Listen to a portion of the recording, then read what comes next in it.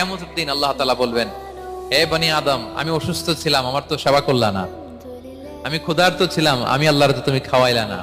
মানুষ বলবে, ইয়া রাব্বাল আলামিন, আপনি তো আরশের মালিক, রাজাধিরাজ, আপনারে কিভাবে সেবা করি, আপনারে কিভাবে খাওয়াবো? আল্লাহ বলেন, ওই যে গরিব, ভুখা, নাঙ্গা, অভুক্ত আমার বান্দা তোমার কাছে খাবার চেয়েছিল, তুমি খাবার দাও নাই। ওই দিন তারে খাবার যদি দিতা, তাহলে আমি আল্লাহকে খাওয়ানো হতো। তাকে জামা দিলে আমি আল্লাহকে জামা দেওয়া হতো। তার চিকিৎসার ব্যবস্থা করে দিলে আমি আল্লাহর সেবা করা হতো।